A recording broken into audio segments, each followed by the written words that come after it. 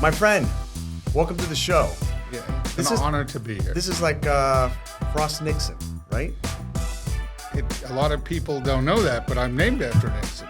You are, and we'll talk about that later in the show. But let me tee this up for you. Yes. My guest today is a very special friend, restaurant entrepreneur, the first guy to tell me what a ghost kitchen was, first guy that I knew when the food truck craze hit and told me what a tweet was and was tweeting away, and we would show up at the corner of whatever, right, and there'd be a line out the door. A guy who is an amazing matchmaker, wedding dancer. My guest today, Sir Richard Levy. Welcome to the show, buddy. Thank you, Daniel. I appreciate that. It's an honor to be here at the HCC.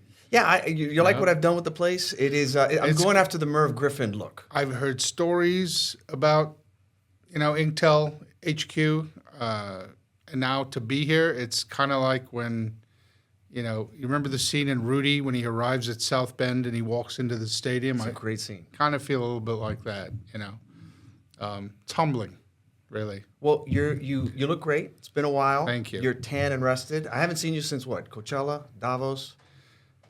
I think it was Davos. Yes. Well, welcome. Happy to have you here. Thank you. So, a little bit about you, and even before I knew you, I would go to your restaurants. You have been in the restaurant space, what, 25 years? I've been in food off and on pretty much since I graduated college, so yes. And it's interesting to me because you don't really have any formal culinary training or even worked in a ton of restaurants growing up, correct? None whatsoever. I mean, I delivered pizza in high school. Yeah, and that's about it. When you were a varsity athlete at that point, right? Yes, exactly. Between seasons. Between seasons. So for a guy that majored in music, rock and roll history in college, how did you get into the restaurant space? Well, I minored in contemporary rock music at Indiana, but how I got into the space is I graduated from college, and I deliberately had a C average in the entrepreneurship program, which was what I was told would get me not hired by anybody. So since no one else would hire me, I started my own business.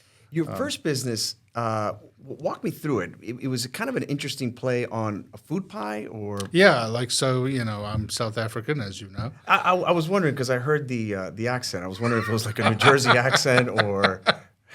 Elon Musk and I have a very similar accent. We're very half and half. Yeah. So if you moved from South Africa in your teens, you tend to speak with this weird bastardized accent that we both have. Anyway, so I went back to South Africa and I worked for a big food company. They used to make meat pies for a fast casual concept, as well as every supermarket and what have you. And I took one look at this. I was right out of business school, and I said, "This is what I want to do with my life." And so I wrote a business plan, which was pretty much the only thing I learned to do in college besides drink beer. And I brought it to my boss, and I said, let's open one of these in America? And I think they wanted to get rid of me at the time, so they sent me back to do that. So you're what? You're 22, 23 years old. 23, yes. Never run a business before. Clueless. And walk me through that. I mean, that must have been scary, exciting. It was the 90s. It was, the Clinton administration. It was the go-go.com era. So there was, everyone was just trying to do anything, and somehow we got funding to do it and got it off the ground. But completely, if you've ever seen Spinal Tap, it was a comedy of errors. So I was clueless. Everything we did was, compromised in terms of quality and name branding and overspending on ridiculous things. But it wasn't necessarily my money. It was just my time. And so I did what my bosses said to do and what the consultant said to do. But I learned a lot in that time period. And one of the people I met during that time became my mentor and my partner in my next business. The next business was Salads. Correct. Which Correct. I used to go to. Great restaurant. I joke with you all the time. You were a little bit ahead of your time because it was the Sweet Greens before the Sweet Greens. But a lot of people don't know this in the mid-2000s about this fight. You were a big deal in downtown Chicago in the Loop. Everyone would go to this salad spinner's place. And I always thought, this show's about the customer, right? And the customization and the combinations of different salads you could order there were mind-blowing. If you were in, not big salad, but in mid-sized salad in the Loop in the early 2000s, odds are I was your guy. 1 out of 15 days a month. So, we we competed with the likes of Panera Bread and Corner Bakery, but it was a very interesting business, one that I didn't feel like I had any business being in, Yeah. but because I had a good mentor, that was the key thing. As a young entrepreneur, to find someone that could tell me to shut my mouth and open my ears, who I would listen to, that was a very good day for me. And that was when I started to learn and listen and take notes and understand that, if we do this right, there's a nice pile of cash at the end of the day. Right. And so that was my foray into the restaurant space. The restaurant space, you've worn a ton of different hats. I joked in the opening that you're the first guy, I may have heard of Twitter at this point, but you said to me one day, you go, jump in my food truck, which is right when food trucks started to, it's not a roach truck. It's like these gourmet. It was a sausage truck. Yours was hot sausage. Yes. But I remember that you sent out a tweet, and at the time we're in Chicago, and Groupon had just become sort of Groupon, right? Right. And you go, meet me on the corner of X and X, whatever. Kingsbury in Chicago. Kingsbury in Chicago. And man, it blew my mind. There was already a line exactly where you were going to park. Amazing. That's when I first started seeing, okay, food and technology sort of getting married. Yes. And doing something. Walk me through just sort of those early days, and we'll talk a little bit about food and food tech today. Yeah, no, they were the salad days of food and food technology and social media. If you had, if you were back in the day, if you were a celebrity chef, you had to get onto a magazine or get on local TV or national TV, and guys would do anything to do that. But then at some point around about the launch of the iPhone and coming together of social media, there became an opportunity for anyone to do anything, and it's particularly in food. You could create something, take a picture of it, share it, and then other people would share it, and you'd get buzz, organic buzz. And food trucks kind of happened around that time period. They started out west, as most trends do in our industry, and they migrate east. And Chicago got hit with a wave. I think I was one of the third or fourth sort of gourmet food trucks in the city. The city didn't even know how to license us, but we figured it out. And it was a ton of fun. It was probably the most fun I've ever had in food entrepreneurship. I remember you told me once you got paid by Bitcoin, right? Yes. That was one of the things. So obviously, you get all these tech kind of geeky, nerdy guys that come up to you and be like, hey, you should take Bitcoin. So I'm like, what's Bitcoin? So I go and I got a wallet, started accepting payments in Bitcoin. And I remember training my guys on how to do it. Like, you have to scan this thing. Nobody liked it. Anyway, when I ended up selling my food truck, I had 2.5 Bitcoin that I was lucky to get a few $100 for at an ATM machine. I was like, thank God I was able to liquidate them. So yes, one of my many blunders along the way. Yes, the list is long and distinguished. That's okay, yes. Man. That's okay. Mm-hmm. Curious, we talk about the West Coast and then Chicago. I don't know if you've seen that show Bear. Yes. How real is that show? In terms of kitchen culture, I think it's very real. I think they really do get that right. In terms of Chicago, River North, meat, Italian beef culture. No, not at all. They got it all wrong. Got it completely wrong. What is a Chicago Italian beef culture? I wouldn't even know, but it's not that. It's not that at all. They're certainly not doing anything gourmet in Chicago. An Italian beef, but it's filmed at Mr. Beef on Orleans, which is around the corner from our old place. Yeah, we used to live right by there. Spent a lot of good years there, Dan. Many good years.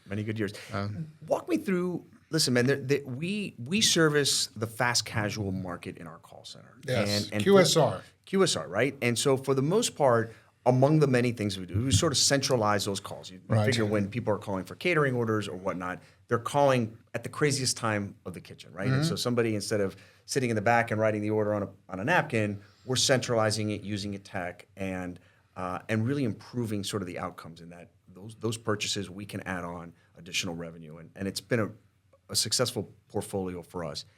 You're out there every day. Where are you seeing food tech and even AI? Because we're seeing it in our business in the fast casual space.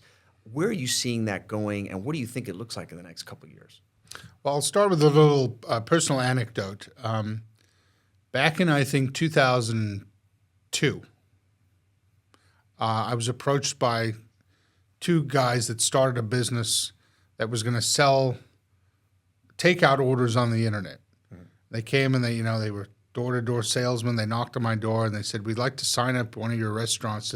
People are going to go on the web, the World Wide Web, place an order, and then come downstairs and pick it up." And I said, "Good luck to you guys. Like, this is, okay, it sounds crazy. I'll sign up for anything." Yeah. Okay, they're like, "We want to take 20% of your, or 10% of your orders at the time." I said, "Great, let's see what happens." And that little company was Grubhub. And those two founders sold the company for a lot of money. I think they're public now. Yeah. But they used to write me handwritten checks, and we were one of the first restaurant clients in Chicago. So from that, we evolved into we built our own website. People would order online. So obviously it's had this sort of hockey stick trajectory in the industry of now, anybody that actually calls and places an order on the phone must be a psychopath.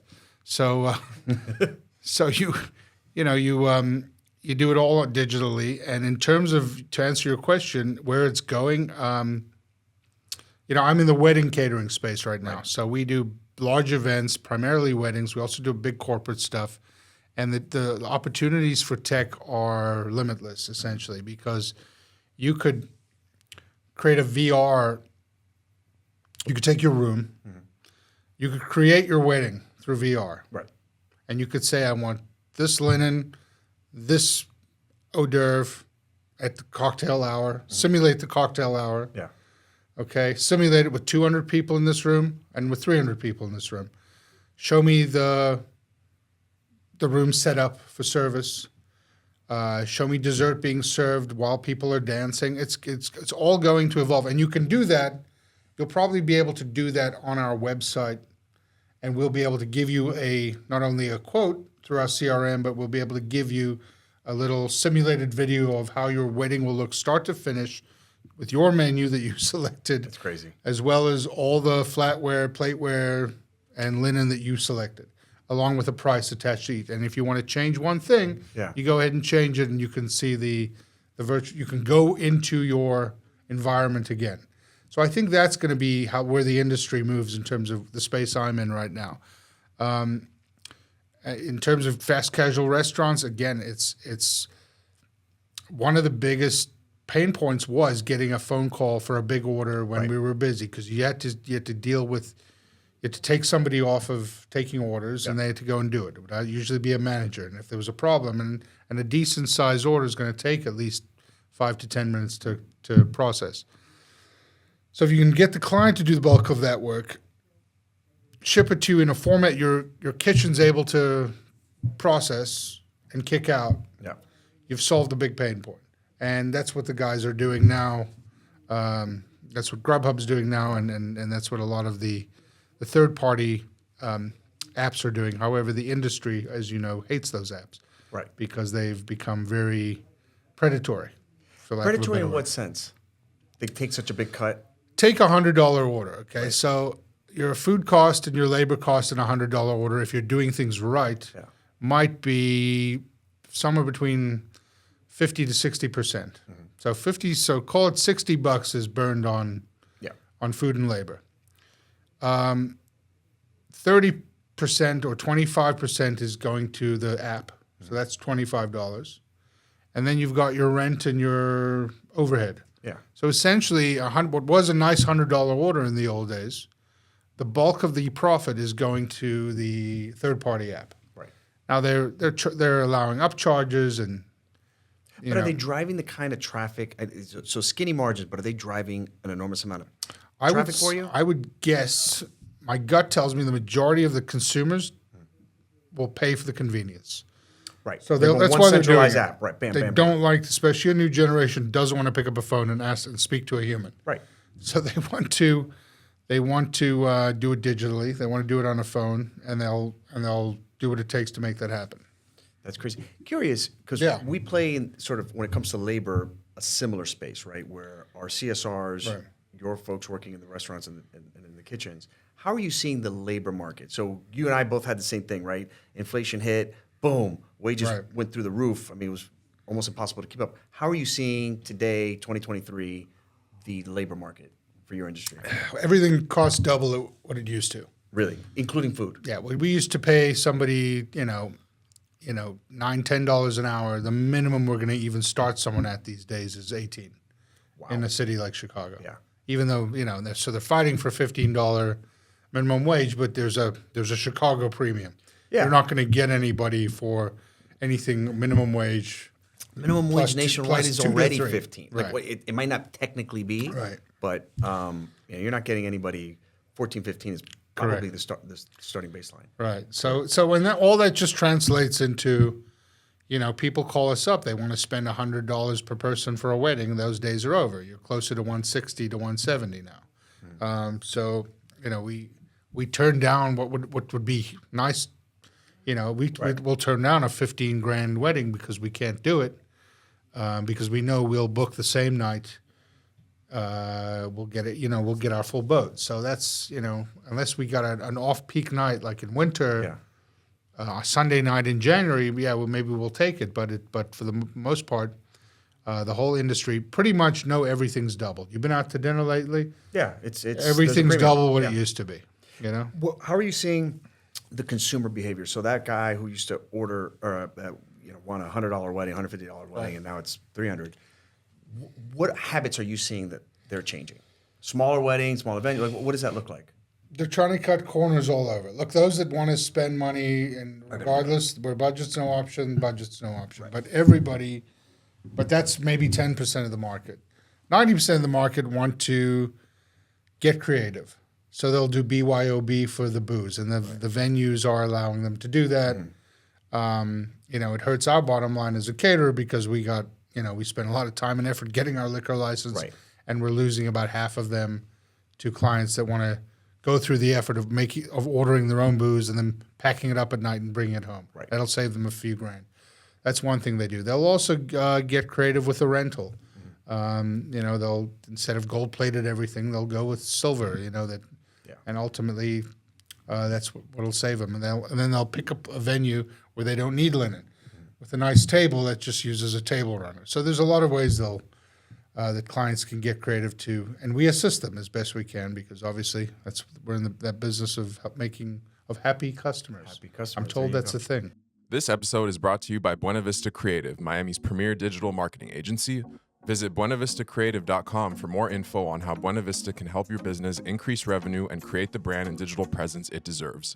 Video and podcast production, web and app development, search engine and social media marketing, logo creation, outdoor, print, swag, and more. Visit buenavistacreative.com to learn more. What advice would you give to somebody starting a restaurant right now? Don't. It's a tough business, but there's no easy business. There are no easy businesses, but retail is really in a weird place at the moment. And so if you are going to do it, I would say first thing you want to do is spend at least 3 months working anywhere. And the toughest job. Start as a dishwasher. Start as a server.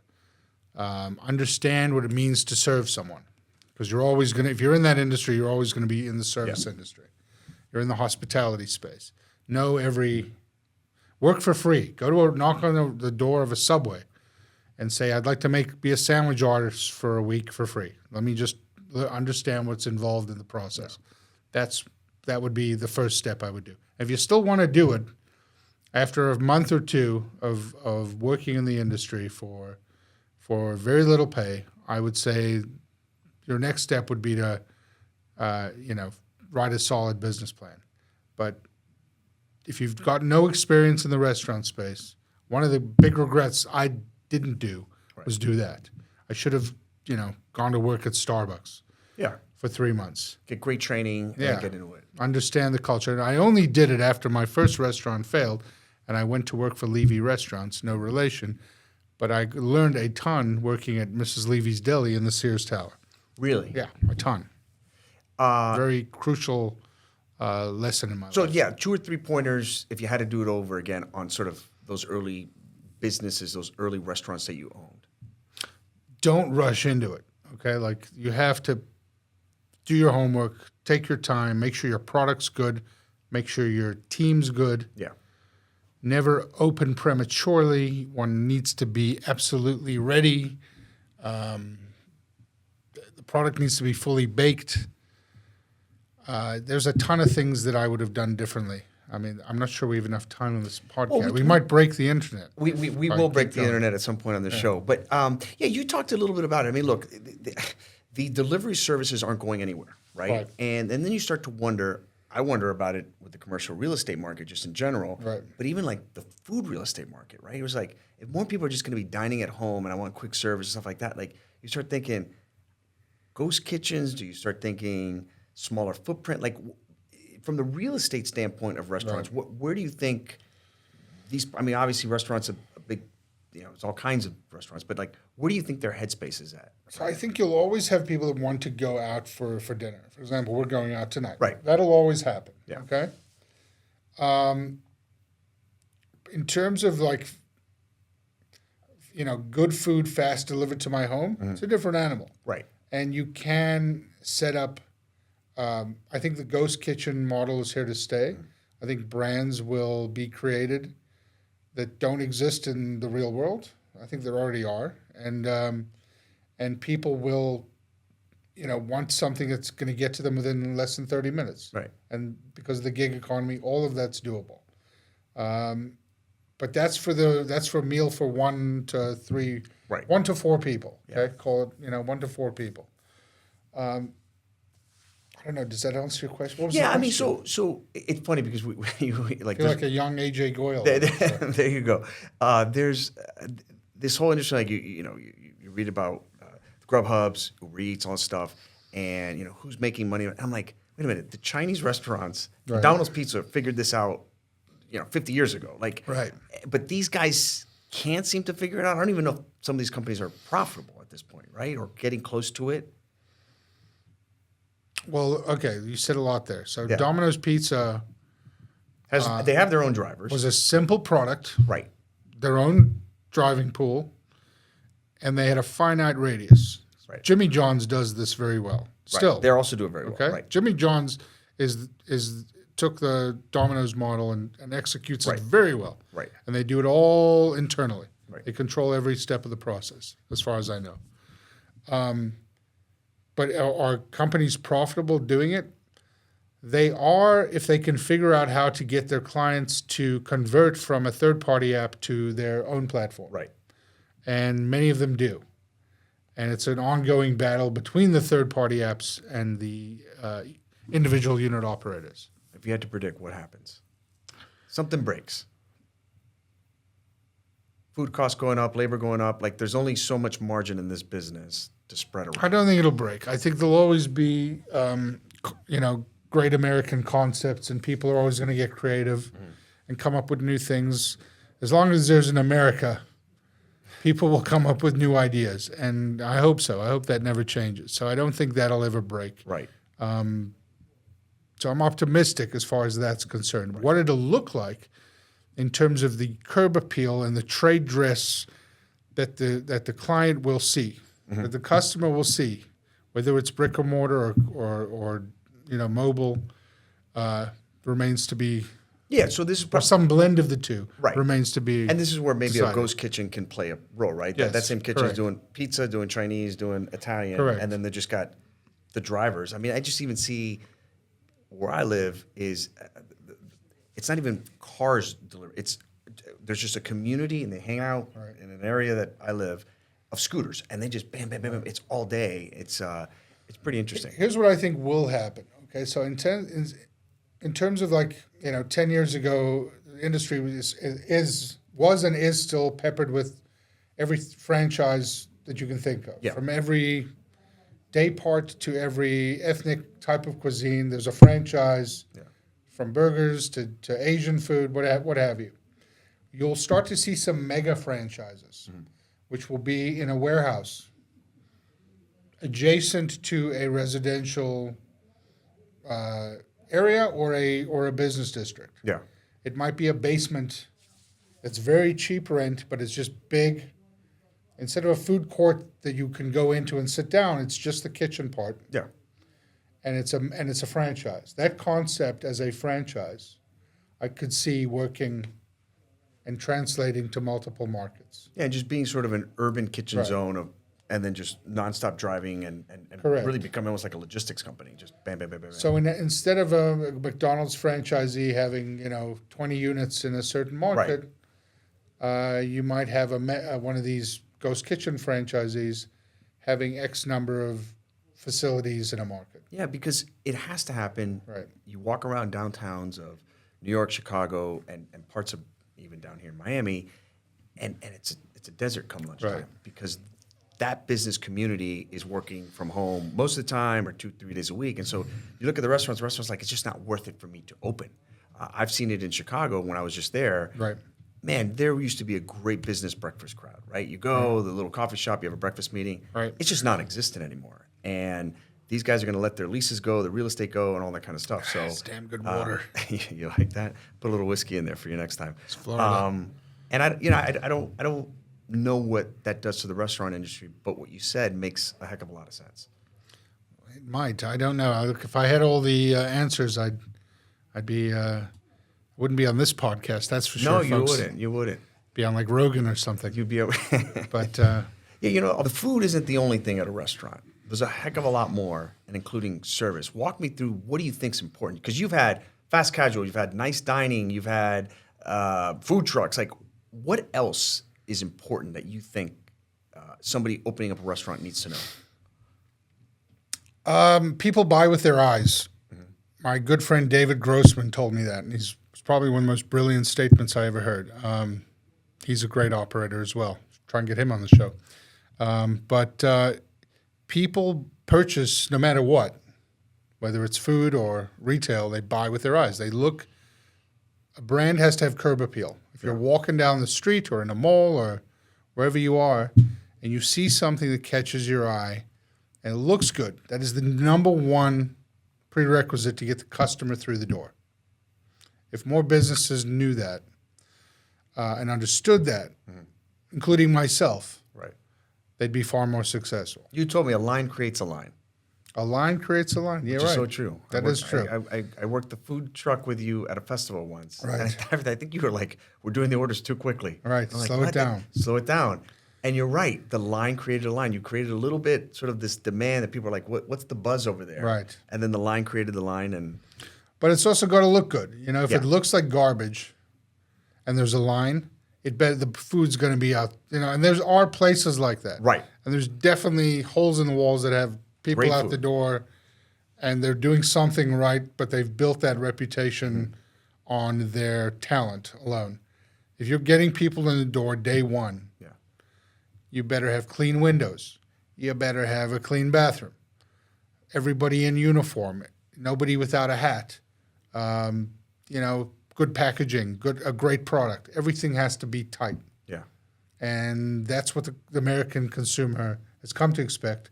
And they'll be forgiving if it's a friend and family, but they won't be forgiving if it's someone else. If they're hard-earned money. Tell me what you're doing today. So you got a whole new business. Yeah. Walk me through Butter and Vine. Tell me about it.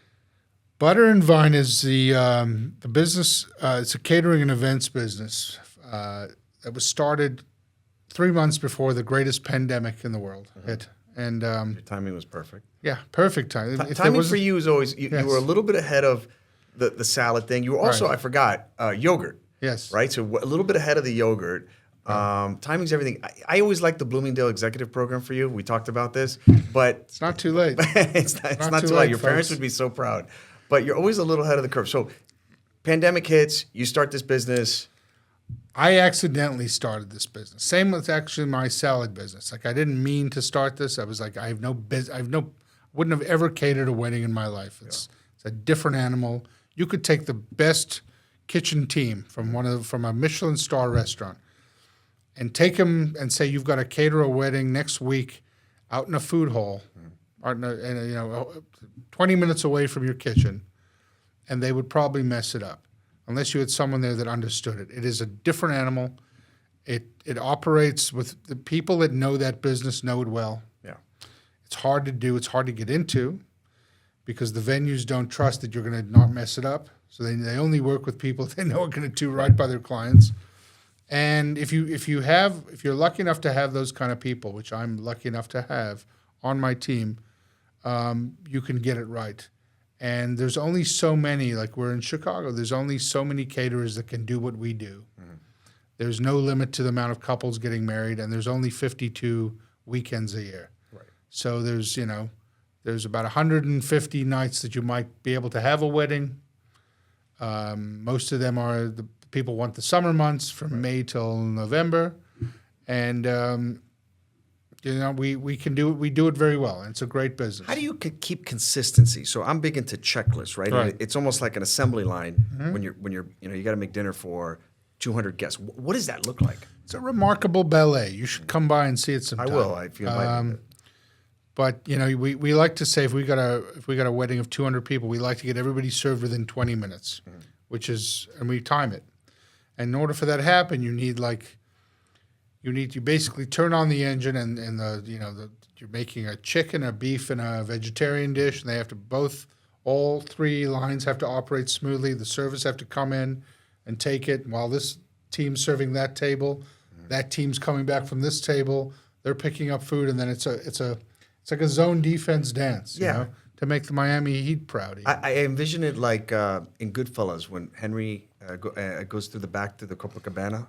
Is that how you're going to pull me into watch this world? Every time you two. Every time you two. Every time. Something like that. Yeah. I'm usually the guy that walks in and says, every time you two. Yeah, that's it. my role in the company. That's your role. You put on the chef's jacket, the hat, but then that's it. Yeah. Every time. Every time. You too. All right, Hendry. Yeah. I can't let you go without having some rapid fire questions. You ready? Bring it on. Okay.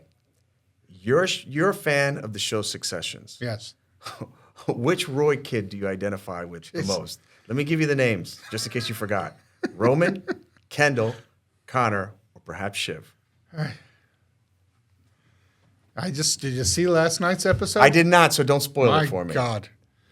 It's probably the best scene that ever's been recorded in television at the end of that. I don't want the spoiler alert. Probably one of the best scenes between any two characters ever on television last night. It's mic dropping good. The character I love most, I don't know. I think there's a little bit of all of them in each one of us. I'm probably more of a Logan Roy type. A kindler, gentler, younger, Jewish Logan Roy. Yeah, I see that. Yeah. I see that. I see that. Can I be him? Yeah, why not? Perhaps. I make the rules. Who takes that's over? a Logan Roy who takes power over? move. By the way, who takes over your predictions? Waystar. Who takes over? I think at the end of this, I think it's definitely Kendall after last night. Kendall? Okay. Yes. Well, thanks for spoiling it for me, Yeah. but that's okay. Why aren't there more South African restaurants? It's a great question. There's not really There's not an appetite for it, or the consumer doesn't know about it? No, I'll tell you what. There's not really a traditionally South African cuisine. You know what I mean? Yeah, it's such right. a It's not melting tacos pot. or right. It's such a Pizza. melting pot of what we eat there Yeah. that to put it all into one concept, Nando's probably does the best job of it, but Nando's is Portuguese. Right. So Portuguese South African is not, Afrikaans South African. Yeah. It's not Zulu South African. So there's so many different types of cuisines within the culture. If you were what is the worst restaurant to start? Meaning fine dining, hot dog stand, Italian, Chinese. Like if you were going to say one, dude, don't sign up to open X restaurant. What is it? If you held a gun to my head and said you have to do this, the hardest, not the worst, the hardest thing to do would be something like delicatessen, because it's tough. It's got so many different facets to it. To get it right, like the easiest thing would be a hot dog stand. Okay, Right. You can't really fuck it up too badly. Right. Delicatessen, your matzo balls better be at a certain level of consistency. Yeah. And the soup better be your kreplach needs to have a certain amount of, oomph to it. Yeah. And don't get me started on the chopped liver. And the corned beef's got to be fresh. Never mind the corned beef. I mean, that's When was it sliced? Was it sliced today? This looks like it was sliced yesterday. Yeah. With the bagels that you've been serving at me. Take them back. And the team has got to be primo. It's putting on a performance every single day, and that's why the guys that can do delicatessen well are truly the Navy SEALs of our industry. And they build such a big moat, nobody wants to get into that business. Correct. It's a tough business. Correct. Yeah. It's institutional. It's institutional. Yes. Best pizza place in Chicago. You know, after a long day, I'm a Giordano's guy. I love a good Giordano's. Really? Okay. Yeah. Fun fact: one of the main lead investors also name is Richard Levy, also South African. There you go. Yeah, we get mistaken for each other quite All a the lot. time. Crazy. Yeah. All right. Everyone knows that you were a rock and roll history major. Yes.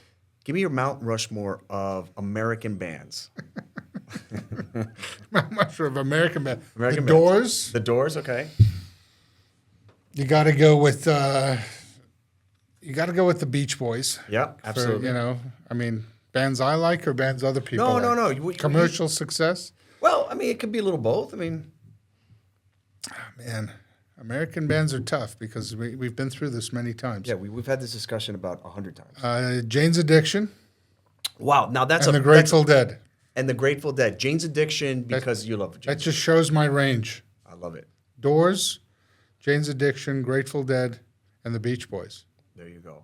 on one playlist. When you came over when you were a kid, Yes. the biggest surprise to you about America? I envision you like that movie Coming to America. You came from Cheese Africa. fries. Cheese fries. Cheese Who the hell fries. puts cheese on fries? It on blew your chips? mind. Yeah, I was amazed. I was like, this is incredible. Who thought of putting these two things together? It's brilliant. Unbelievable. Yeah, I was amazed by cheese fries.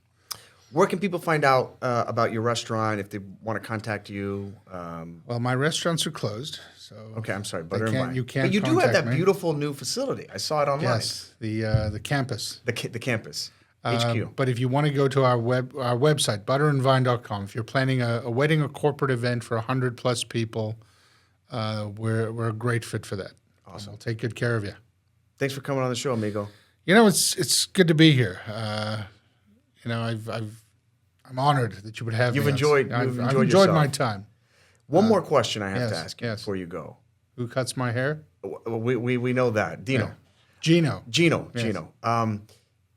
It was actually a tweet that somebody tweeted at me because they heard that you were coming on the show. Oh. And I want you to Studio answer the question. audience. Yes, live studio audience, very important. It's a bat signal straight from Wrigley Field. And the tweet wants to know, when will you run for office? A lot of people, Chicago needs leadership. What is your political future? I want this moment to be like when Arnold announced he was going to run for governor in California on the Jay Leno show. It could be right now, right here. I want you on the record. I'll put it to you this way: if things get as worse as I think they're going to be in the next 4 years, and by the way, I'm rooting for this mayor. Nobody that I know in business voted for him. But my God, we're rooting for him. I hope he can come through and at least keep us alive. Yeah. And I want him to succeed. I don't feel he will. I think the city's going to hell in a handbasket. But if things get so much worse, I may just have to run. I mean, Whoa. I might just have to. This is because breaking news. It's Look big. at the fans. The live studio audience is very excited about this. Both of them are. What platform would you run on? And we could do a separate podcast about this on your announcement. Chicago is very in need of a change, and someone that can break ranks with the democratic machine that have largely driven the city into the ground. I mean, just the graffiti on the bridges has become out of control, and that's the tip of the iceberg. Yeah. You know, when that's allowed to go, It's the broken windows. it's method- completely. theory. We've seen this movie before in New York City. We've seen it in Detroit. Yeah. I hope Chicago can survive the next 4 years. There's a great parody account of the new mayor, and it's like, we've got to give the riders a chance. Any business installing riot glass in their windows, We got to give them a chance. we'll sue. The city's going to sue you. Got to give the riders a chance. I just don't know who's going to be around. Michigan Avenue is dead. business- the the loop is this dead. summer, I fear for what's going to happen this summer. Me too. I hear gunshots from where I live on the north side most of the time, and so the issue isn't more cops; it's going to be the culture of who you getting to be cops. Right. You know, it's one thing to, if you put bad ingredients into a pie, you're going to have a shitty pie. Right. So we need to get young kids that want to be law enforcement to show up and be vetted and become the next generation of good police in the city. Yeah. And we need a mayor that's got teeth that can get things done. And you know, Brandon, I'm rooting for you, buddy, but I'm afraid of what's going to happen. And, Yeah. He's got some big mountains to climb. It's not just the crime; it's the pension funds. It's going to be the tax base from not only the tax base moving out, but that commercial real estate. I mean, it's. I am too. I'm rooting for him, but I'm not all that hopeful. Right. The other thing I forgot to touch on: you're Yes. going to be in a documentary later this year, right? Yes. Tell me about it. What is this? Well, I'm glad you asked. It drops in the fall. It's a German documentary, as most of my documentary work is German. It's called Papa Bleiben. And, you know, I think we bought a clip. No, we didn't. This feels like Between Two Ferns. You know, but But what is it about? What does Papa Bleiben mean? I don't even well, know. it's about a young German Jew who escapes the Nazis and, you know, goes on to perform in the circus. Pretty much. Pretty much. The documentary is a Yes, circus. it is a I bit have of a seen circus. the trailer. It looks great. We're actually going to have the producer on Oh, wow. later this year. Yes. So I look forward to speaking with him. But anything else you want to plug? Not really. I'm not sort of a pluggy guy. I didn't even bring you the shirt you wanted. I know. you know? I usually wear I the didn't have your guest. size, to be Yeah. honest. Yeah. I went to the warehouse, You went to the warehouse. checked 3 times. XL and small. That's it. That's it, yeah. Double X is all we got left. Well, good stuff. Yeah. Amigo, great to have you on the show, man. That's Spanish for friend. That I know a lot of A people lot, don't know lot that. of people are just learning about that tonight. All right, man. Take care. Pleasure.